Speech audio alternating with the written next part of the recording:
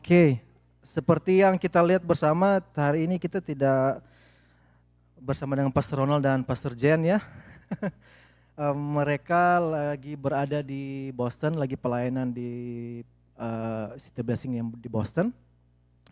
Dan pagi hari ini saya diberikan kesempatan untuk membagikan ayat firman Tuhan buat kita semua pada pagi hari ini. Amin. Kita siap mendengarkan akan firman Tuhan? Amin. Mari kita berdoa sebelum saya mulai. Tuhan, bersyukur Bapak buat pagi hari ini Tuhan. Kami mau berdoa biar kiranya apa yang sudah Kau nyatakannya Tuhan dalam kehidupan hamba-Mu untuk dibagikan pagi hari ini buat kami semua. Berdoa Tuhan biar kiranya ada firman yang membawa perubahan dalam kehidupan kami. Kami mau buka hati kami Bapak, kami mau buka pikiran kami ya Tuhan. Biarlah Engkau yang memberkati ya Tuhan, Engkau yang tanamkannya Tuhan kebenaran-Mu yang membebaskan kami, yang menguatkan kami ya Tuhan di dalam kehidupan kami dan dalam kehidupan iman kami ya Tuhan. Bapa, kami serahkan pada pagi hari ini dalam tangan-Mu, sungguh biar kiranya Engkau yang bekerja di dalam kehidupan kami masing-masing. Di dalam nama Tuhan Yesus kami berdoa. Amin. Amin. Oke, saya langsung aja ya. Di beberapa bulan belakangan dan bahkan di tahun ini kalau kita ingat, tema kita pagi hari di tahun ini kan unshakable ya. Dan kita sudah banyak belajar tentang banyak dasar-dasar yang perlu kita kuatkan dalam kehidupan kita ya. Oke, dan kalau kita bisa baca bersama di dalam Ibrani ayat pasal 12 ayat 28, di depan kita ada bahasa Inggris, saya akan bacakan dalam bahasa Indonesia ya. Ibrani 12 ayat 28, ayat ini berkata, jadi karena kita menerima kerajaan yang tidak tergoncangkan, marilah kita mengucap syukur dan beribadah kepada Allah menurut cara yang berkenan kepadanya dengan hormat dan takut. Therefore, since we are receiving a kingdom that cannot be shaken, let us be thankful and so worship God acceptably and reverence and awe. Amen. Nah, di pagi hari ini saya akan berbagi seputar dengan di dalam dasar ya, dalam pembahasan dasar atau foundation dalam kehidupan kita ya. Nah, di dalam firman Tuhan, Alkitab mengumpamakan kehidupan kita sebagai orang Kristen seperti membangun sebuah bangunan ya. Jadi banyak ayat-ayat dalam firman Tuhan berbicara tentang builder atau membangun, dalam kita membangun kehidupan atau membangun hidup kita atau kerohanian kita ya. Nah, kita bisa ada beberapa ayat yang saya mau bagikan, tetapi kita bisa catat aja bersama, kita ingat, kita bisa baca di rumah. Di dalam 1 Korintus, kita bisa baca di dalam 1 Korintus 3 ayat 9, di dalam Efesus 2 ayat 19 dan 22, Kisah Para Rasul 20 ayat 32, Kolose 2 ayat 6 sampai 7 dan Yudas 1 dan ayat 20. Nah, itu ada beberapa ayat-ayat firman Tuhan yang berbicara seputar tentang bangunan atau di mana kita membangun kehidupan kami, atau kita adalah sebuah bangunan yang sementara kita bangun ya, kehidupan kita, kerohanian kita. Amin. Dan sebuah bangunan untuk bisa tetap kokoh, untuk bisa tetap kuat, nah, kita membutuhkan sebuah fondasi yang kuat tentunya ya. Jadi kita sudah banyak belajar tentang fondasi, bahwa fondasi itu adalah sebuah hal yang sangat penting di dalam kehidupan kita yang harus kita bangun, walaupun kita tidak melihat ya, orang lain tidak melihat saat kita membangun fondasi kita, dasar-dasar kita, tetapi itu sangat menentukan bagaimana kita akan ke depannya. Amin. Di dalam Mazmur 11 ayat 3 berkata, apabila dasar-dasar dihancurkan, apakah yang dapat dibuat oleh orang benar itu. Nah, ayat ini berkata, when the foundations are being destroyed, what can the righteous do? Jadi dalam kehidupan kita, kalau kita bisa renungkan ayat ini ya, bakalan ada tantangannya, kita bakalan akan digoncangkan dalam kehidupan kita. Ayat firman Tuhan tidak pernah menjanjikan untuk ada kehidupan yang enak selalu ya, tetapi firman Tuhan bilang ya, karena ada Tuhan kita tetap kuat ya, kita mengandalkan Tuhan, kita akan tetap terus menjalani kehidupan kita walaupun ada tantangan. Apalagi kalau kita memiliki dasar yang kuat. Amin. Nah, di pagi hari ini tema yang saya mau bagikan bagi kita semua adalah the unshakable foundations. yang diambil dari Lukas 6 ayat 48. Saya bacakan buat kita semua ya. Ayat ini berkata, ia sama dengan seorang yang mendirikan rumah. Orang itu menggali dalam-dalam dan meletakkan dasarnya di atas batu.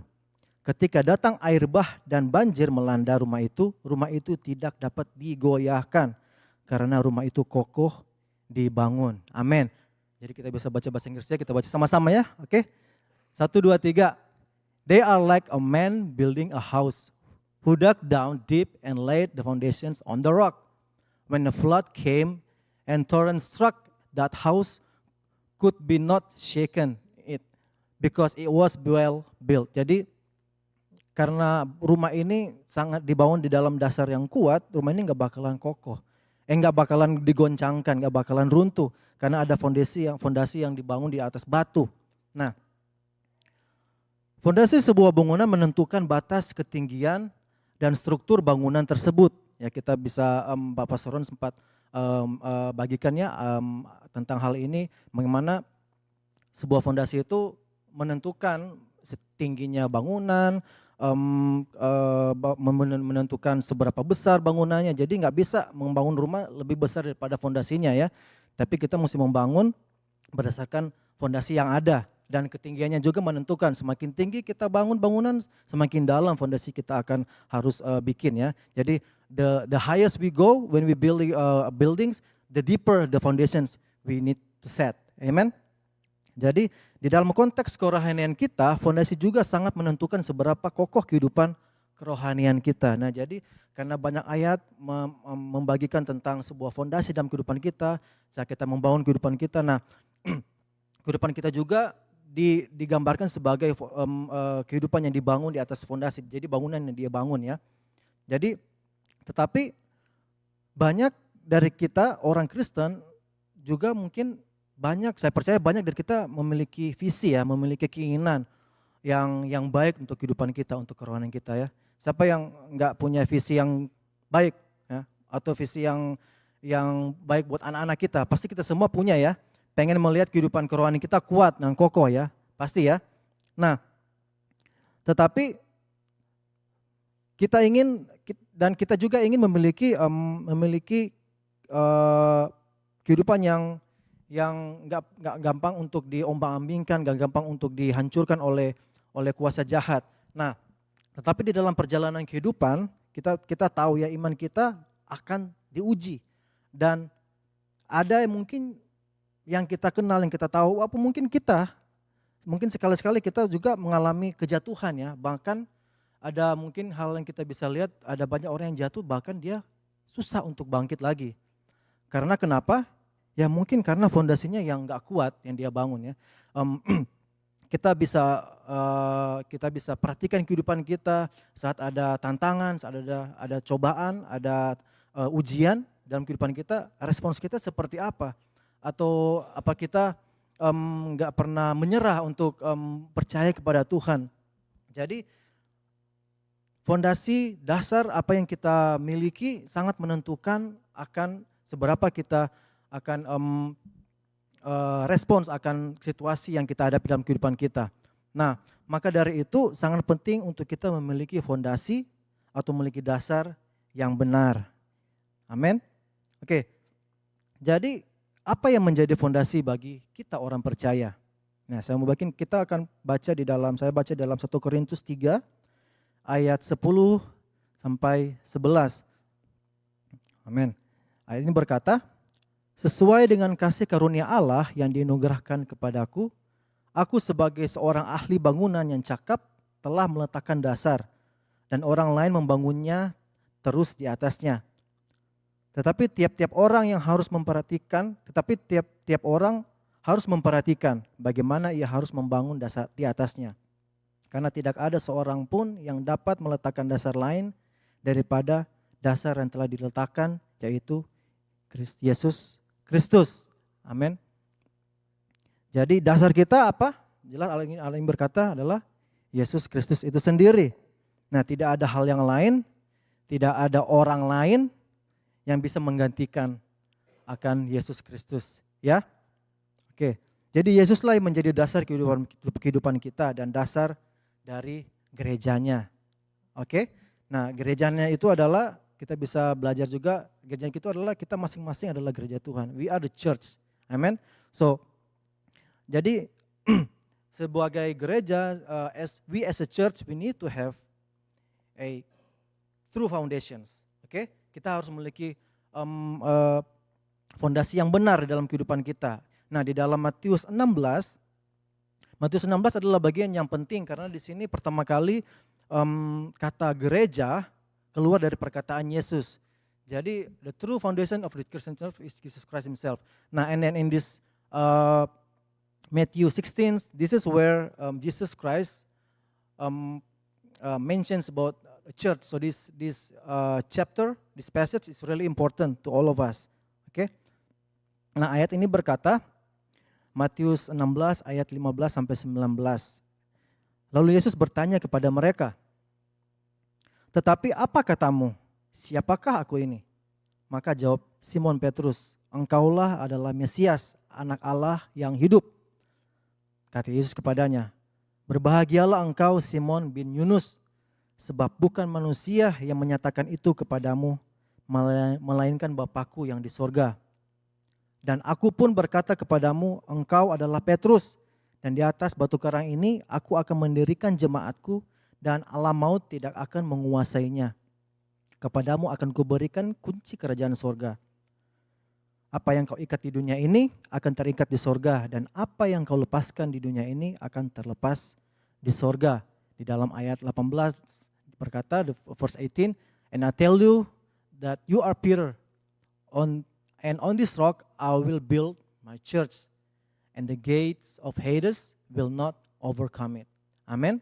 Jadi kita adalah gereja Tuhan. Oke. Nah, Yesus sangat jelas di dalam ayat ini akan apa yang sementara dia bangun ya. Yang akan dia bangun adalah gereja yang kuat dan dapat mengatasi setiap serangan iblis atau kuasa kegelapan. Amin. Dengan kata lain, Tuhan ingin membangun setiap kita karena kita adalah gerejanya. Sama seperti Petrus, kita adalah manusia yang sangat gampang jatuh dalam dosa atau sangat gampang melakukan kesalahan. Siapa yang gak pernah bikin salah? Saya pernah bikin salah, percaya kita semua pernah bikin salah ya. Tetapi apa yang menjadi jawaban Petrus adalah pernyataan yang daripada Bapa. Dari Bapa di sorga yang menjadi dasar pengakuannya. Jadi bukan karena kepintarannya atau pengetahuannya, tetapi firman Tuhan di atas berkata, "Berbahagialah engkau Simon bin Yunus, sebab bukan manusia yang menyatakan itu kepadamu, melainkan Bapa-Ku yang di sorga." Jadi yang dia katakan bukan karena pengetahuan di sini, tetapi Bapa yang menyatakan bagi dia. Amin. Jadi tetapi dan karena Tuhanlah yang, karena Bapa yang menyatakan bagi di dalam kehidupan Petrus. Nah,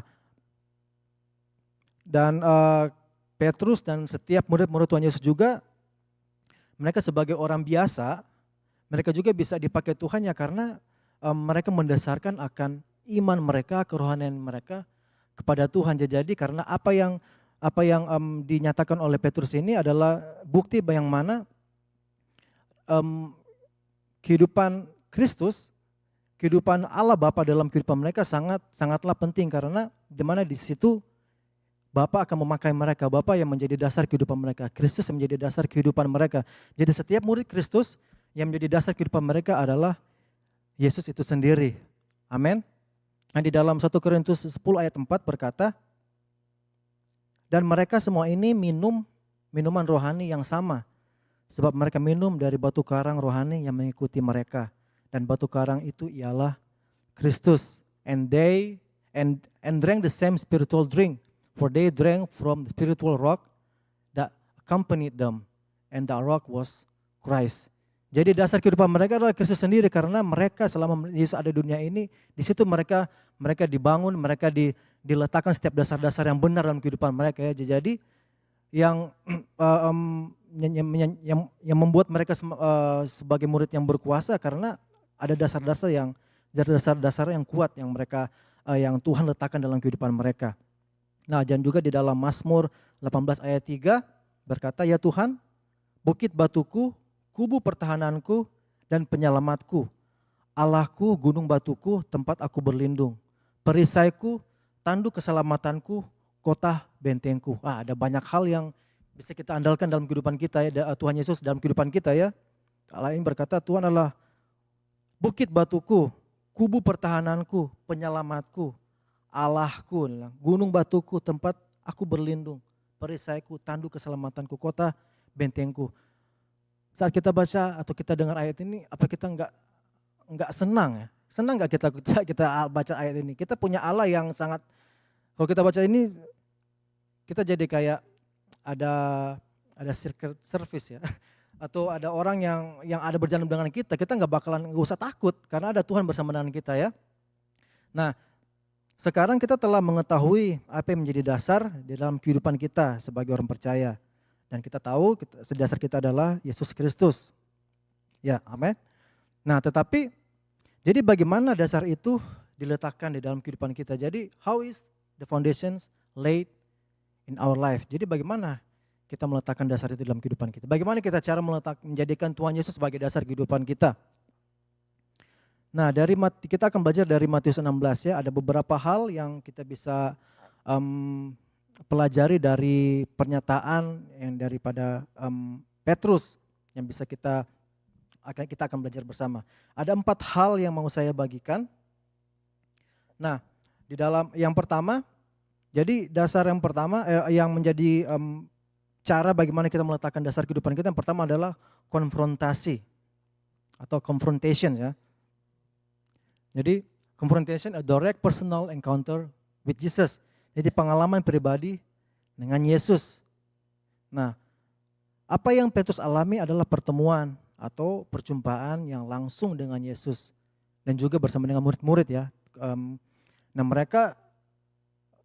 saat mereka dipanggil oleh Tuhan untuk menjadi murid, di situ mereka berjalan bersama Yesus. Yang mungkin kita saat ini tidak berjalan bersama Yesus physically ya, kita enggak berjalan dengan Yesus ya, bersama-sama dalam kehidupan kita, tapi kita percaya dengan iman. Nah, tetapi kehidupan pada murid-murid saat itu mereka berjalan physically bersama dengan Yesus. Nah, sama halnya dengan apa yang juga Paulus alami di dalam perjalanannya ke Damaskus. Nah, walaupun waktu saat Paul mengalami perjumpaan atau encounter dengan Kristus, itu adalah ada suara yang audible ya, suara yang benar-benar dia bisa dengar. Okay? Dan pernyataan bagi kita. Jadi apa yang Rasul Paulus alami juga mungkin sama seperti kita enggak physically kita enggak berjumpa dengan Yesus mata dengan mata, atau kita mendengar mungkin secara audible kita dengar jelas Tuhan Yesus berkata ke dalam kehidupan kita, tetapi yang Paulus alami, saya percaya kita juga pernah alamin ya.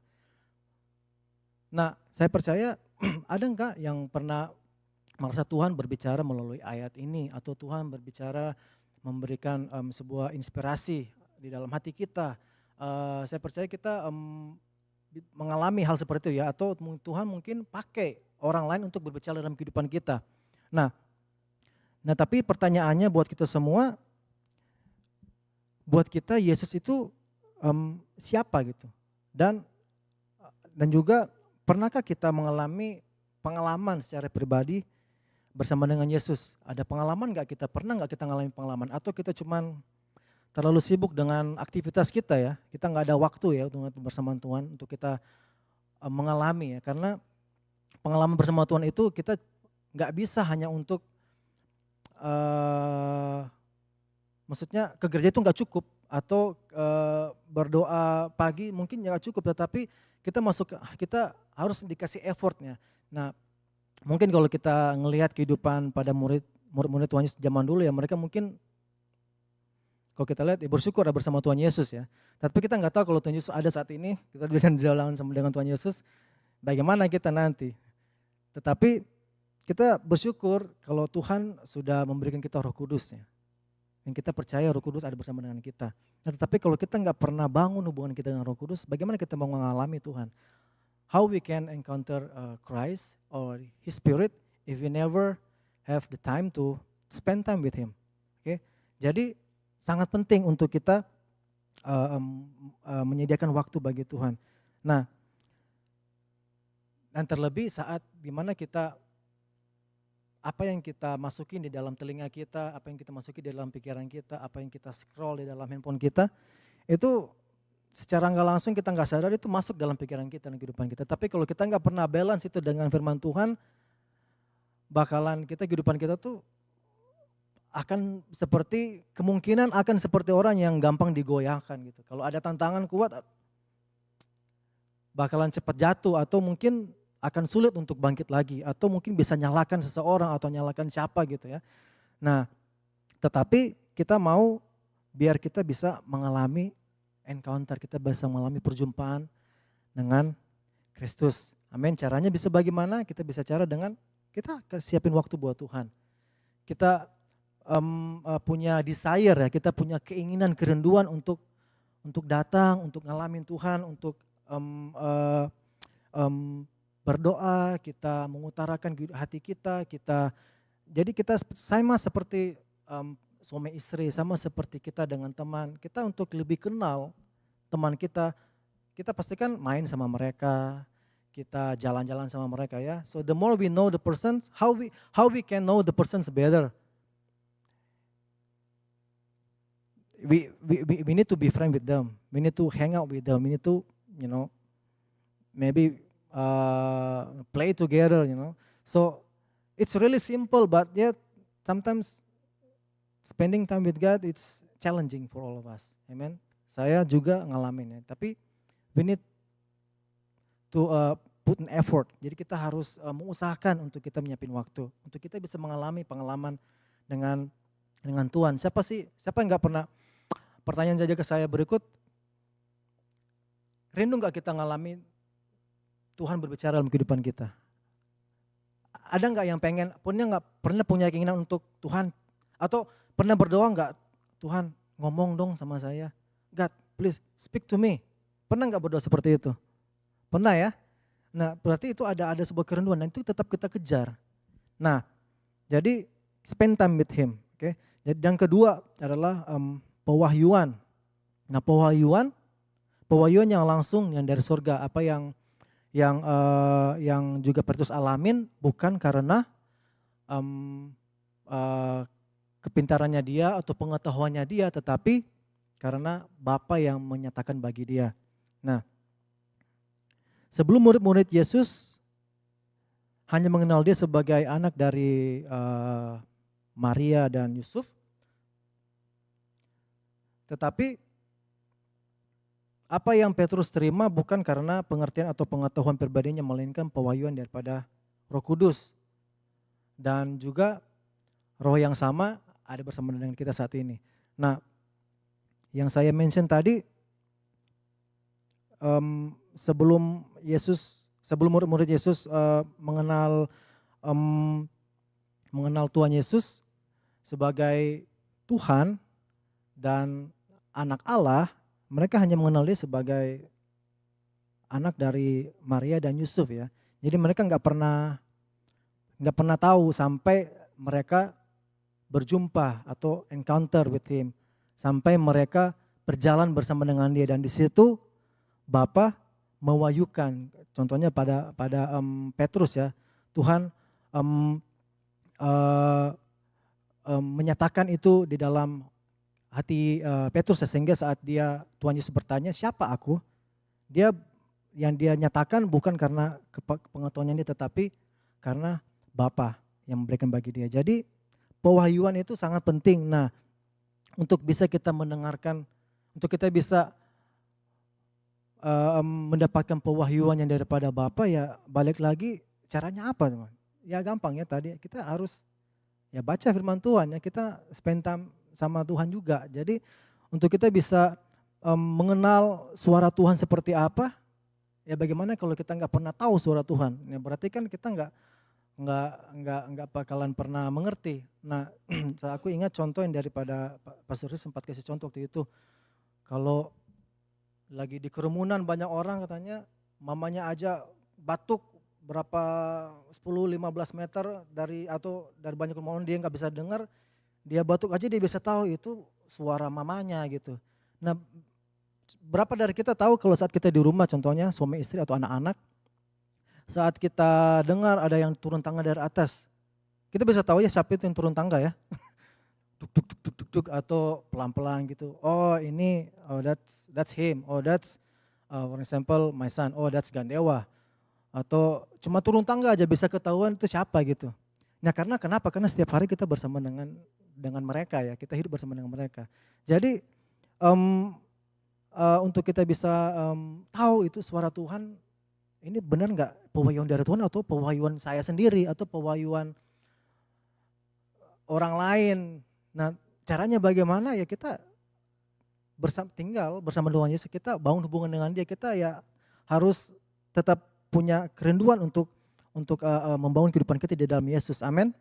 Untuk kita bisa mengerti pewahyuan yang daripada Bapa, untuk kita bisa mengerti ini perkataan Tuhan atau perkataan manusia, ini kebenaran yang dari manusia atau kebenaran daripada Tuhan, amin. Nah, saya akan baca dari Efesus 1 ayat 17 sampai 18. Nah, ini berkata, saya memohon supaya Allah Tuhan kita Yesus Kristus, Bapa yang mulia, memberi rohnya kepadamu. Roh itu akan menjadikan kalian bijaksana dan akan menyatakan Allah kepadamu sehingga kalian mengenal Dia. Saya memohon agar Allah membuka pikiranmu sehingga menjadi terang. Ya, ini ayat ini sangat jelas ya. Tuhan Rasul Paulus berdoa biar Tuhan Allah memberikan rohnya kepada kita. Agar kita menjadi apa? Agar kita menjadi bijaksana. Agar kita bisa dipenuhi dengan hikmat yang daripada Tuhan ya. Jadi untuk kita bisa mengerti perkataan Tuhan, untuk kita bisa tahu ini pewahyuan daripada Tuhan atau bukan, dan bagaimana caranya, balik lagi kita harus spend time with Him, okay? Jadi this is the second point ya, pewahyuan. Nah the third point, poin yang ketiga adalah pernyataan. Oke. Pernyataan. Nah, pernyataan pribadi akan kebenaran yang telah dibukakan kepada kita.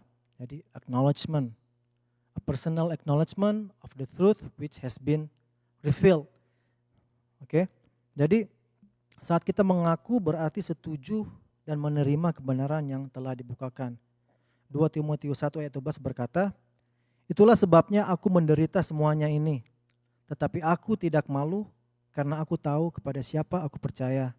Dan aku yakin bahwa Dia berkuasa memeliharakan apa yang dipercayakannya kepadaku hingga pada hari Tuhan. Jadi bukan apa yang kita tahu, tetapi siapa yang kita tahu. Jadi bukan akan apa yang kita tahu. Kita mungkin bisa tahu firman Tuhan, tetapi kita secara kata lain kita nggak mengerti sebenarnya Tuhan, firman Tuhan itu, karena kita nggak hidupin, kita cuma jadi pengetahuan aja, kita nggak hidupin, kita nggak, kalau kita tahu orangnya, kalau kita tahu kalau kita mengenal, contohnya kalau kita mengenal pasangan kita ya, pasti kita kan mau melakukan apa yang dia senang ya, atau apa yang dia secara nggak langsung, apa yang dia pengen kita mau melakukannya dong. Kita nggak mau kehidupan di rumah berantakan, tetapi kita mau pengen melakukan apa yang pasangan kita senang ya.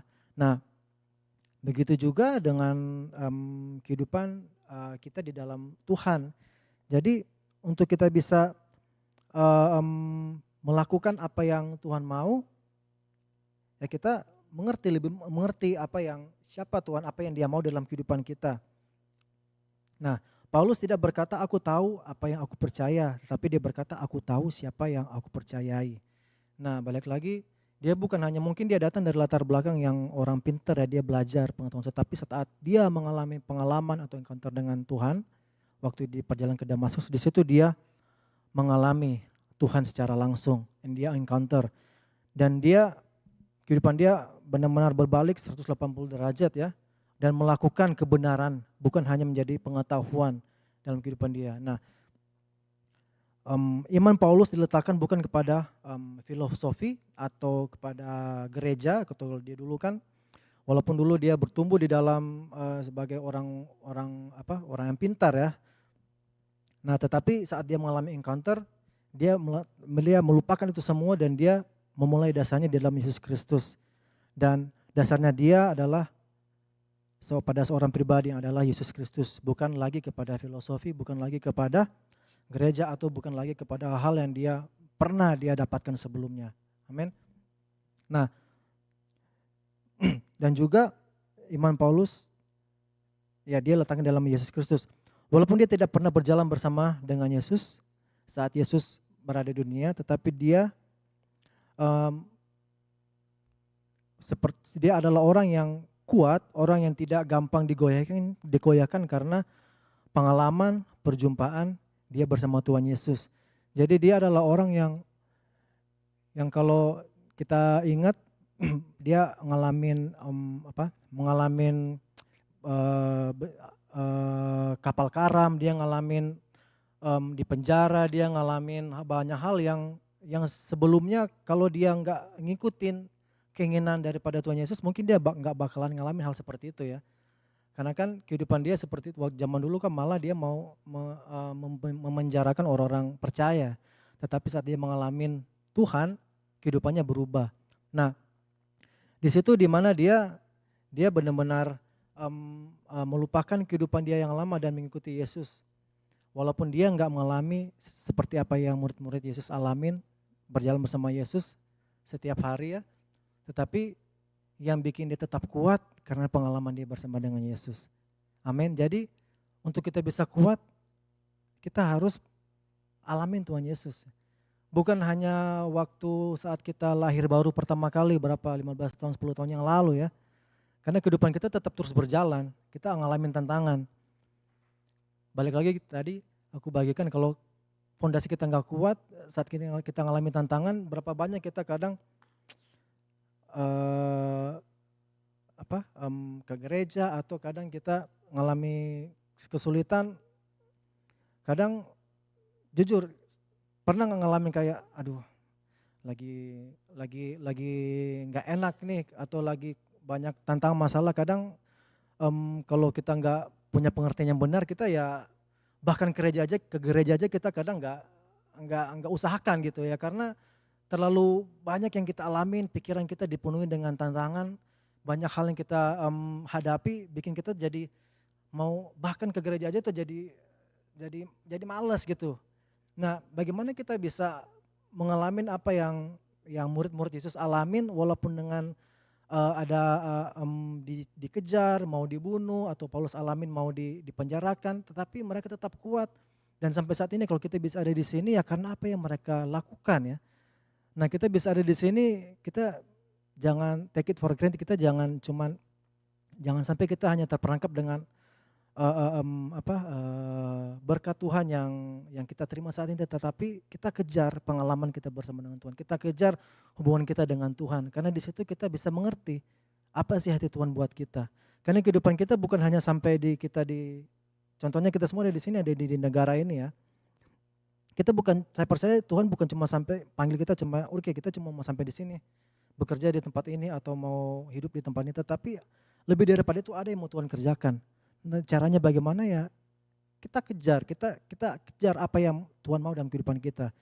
Ya kita bangun hubungan dengan Dia, kita mengenal isi hatinya Dia sehingga saat Tuhan memahyukan sesuatu, saat Tuhan berbicara pada kita sesuatu, kita tahu itu yang daripada Tuhan dan itu bukan keinginan kita, itu bukan desire kita sendiri. Karena kadang sangat sulit kita untuk membedakan ini perkataan Tuhan atau bukan ya. Kadang seakan-akan benar, tetapi bisa aja setelah kita jalanin ngalamin tantangan, mungkin aja bisa ngalamin tantangan, tetapi ya kalau memang itu yang Tuhan mau ya. Atau kadang kita jalanin, oh enak ya, kayaknya jalannya baik-baik aja gitu. Tapi di ujungnya mungkin kita semakin jauh. Tapi mungkin juga saatnya di mana Tuhan yang memang izinkan sesuatu terjadi dalam kehidupan kita ya, untuk membuat kita semakin dewasa.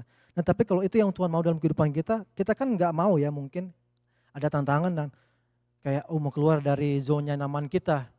Ada yang nggak, pasti kan ada yang nggak mau ya, mau coba, aduh kayaknya kayak nggak nyaman di sini, aduh mau ambil keputusan yang lain aja lah, yang enak-enak aja, atau yang udah tahu bakalan seperti apa outcome-nya gitu, ngerti nggak?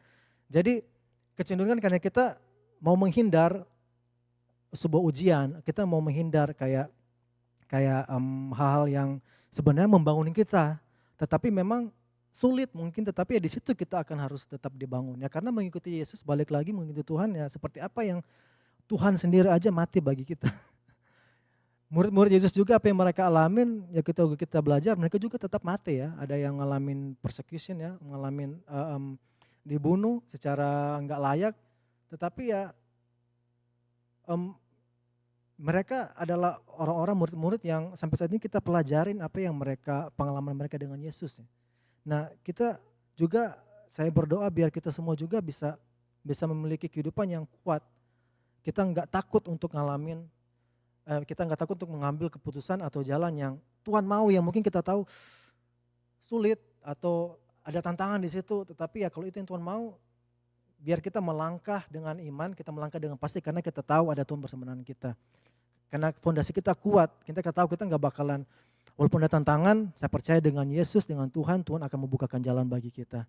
Amin. Itu poin yang ketiga, adalah pernyataan. Dan yang keempat, yang terakhir adalah kita mengakui. Terbuka menyatakan kebenaran yang telah kita akui dan kita percayai. Matius 10 ayat 32 berkata, setiap orang yang mengakui aku di depan manusia, aku juga akan mengakuinya di depan Bapakku yang di sorga.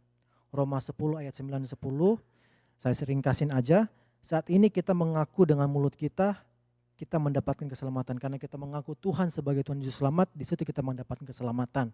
Amin. Jadi, kenapa mengakui ya? Karena kadang kita saat kita di luar, di tempat pekerjaan, kadang kita mungkin ngalamin kayak takut untuk menyatakan kalau kita orang percaya. Kadang saya sendiri suka berdoa Tuhan pakai saya di tempat pekerjaan contohnya. Tapi setelah dikasih ada kesempatan di mana Tuhan, atau ujian lah Tuhan kasih, karena saya ingat waktu itu ada teman dia lagi sakit, nah tetapi di situ ada sehati saya pengen berdoa gitu, tapi pagi-paginya atau hari sebelumnya saya berdoa, Tuhan biar aku bisa menjadi berkat buat orang, menyatakan Engkau dalam kehidupan orang gitu. Nah tempat pekerjaan, pas dia lagi nggak tahu kenapa waktu itu kita ngobrol-ngobrol, terus dia bilang kakinya sakit itu. Terus di situ teringat, saya minta sesuatu, tetap terus seakan-akan ya inilah coba kesempatan, kamu berani nggak doain dia gitu. Saya jadi kayak hati, doa nggak ya. Jadi nggak yakin gitu, jadi takut gitu untuk menyatakan gitu. Padahal saya tahu orang ini dia sempat cerita-cerita bapaknya juga pendeta baptis gitu ya. Jadi nggak harusnya kan dia juga udah tahu kebenaran tuh atau Yesus. Kenapa takut gitu mau berdoa buat dia juga gitu. Jadi kayak kita di situ saya diuji, bisa nggak ya mau berdoa, atau kayaknya gimana kalau nggak sembuh gitu atau bagaimana gitu. Tetapi ada beberapa menit saya berpikir sambil kita ngobrol-ngobrol, saya dengar tapi sambil saya berpikir, doain dia nggak ya. Tapi akhirnya setelah beberapa menit akhirnya bilang, saya ngomong, would you like me to pray for your foot? Orangnya soalnya tinggi soalnya. Terus oh ya sure. Dan my dad is a pastor, so my dad is ya anak bapaknya pendeta juga, dia bilang pendeta baptis. Terus bilang, oh ya sure, just pray for me, dia bilang. Terus dan di situ ya saya berdoa, sesimpel mungkin saya berdoa, karena bahasa saya, Inggris saya nggak bagus juga, tetapi ya mungkin salah satu juga itu yang bikin kita takut ya, mungkin itu kali ya, bahasa kita ya. Tetapi ya I know when God speak to us, saat Tuhan berbicara pada kita, dia akan kita kasih kemampuan. Simpel apapun saya percaya Tuhan bisa pakai hal itu untuk bisa berbicara pada orang, untuk bisa berkata berkat kepada orang atau mendoakan orang.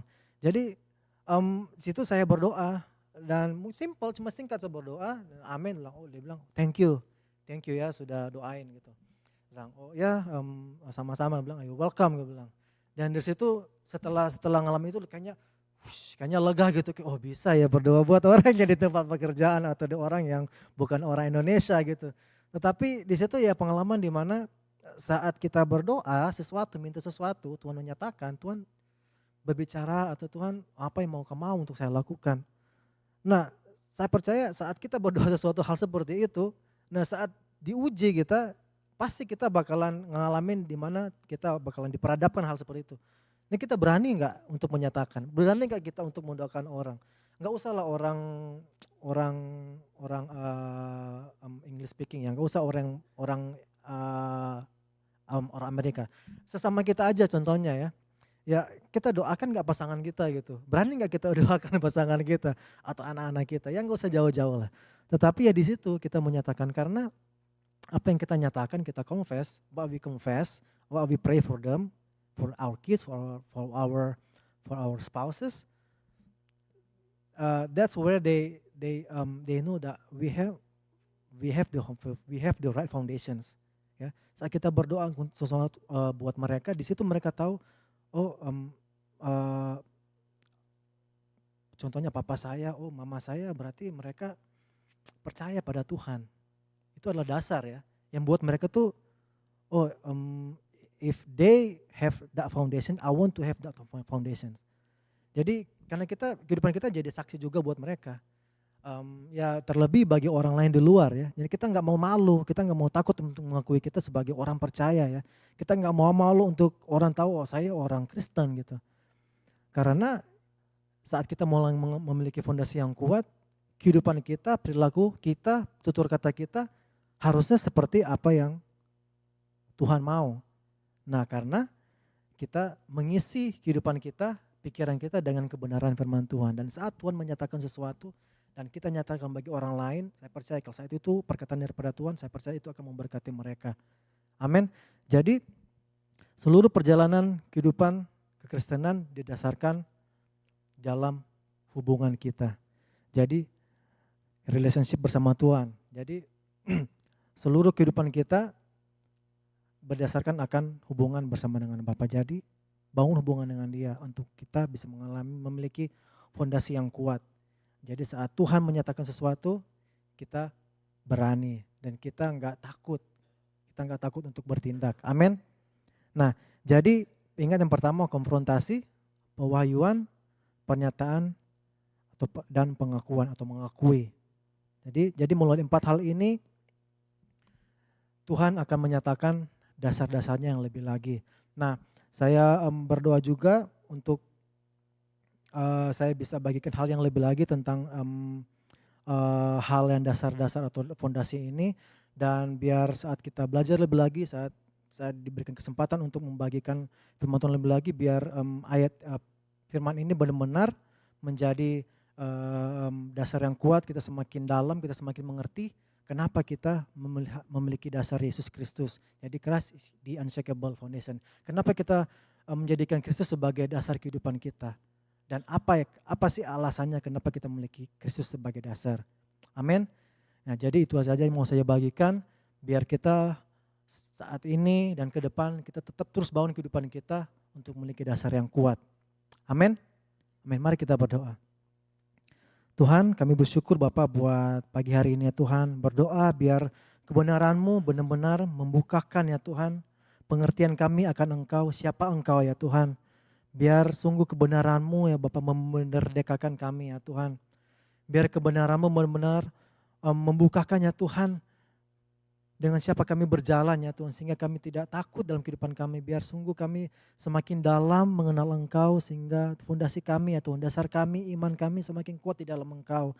Dan saat Engkau membawa kami untuk menjawab setiap panggilan daripada Engkau ya Tuhan, kami tidak ragu, kami tidak takut ya Tuhan. Dan saat Kau mau kami untuk menyatakan ya Tuhan kebenaran dalam kehidupan orang lain ya Tuhan, agar kehendak-Mu terjadi ya Tuhan, tergenapi, biar kami tidak takut ya Tuhan, biar kami tidak ragu ya Bapa. Tapi sungguh biar Kau pakai kami ya Tuhan lebih lagi ya Tuhan, dan biar Roh Kudus-Mu ya Tuhan yang berbicara terus dalam kehidupan kami. Terima kasih ya Bapa. Di dalam nama Tuhan Yesus kami berdoa mengucap syukur. Amin.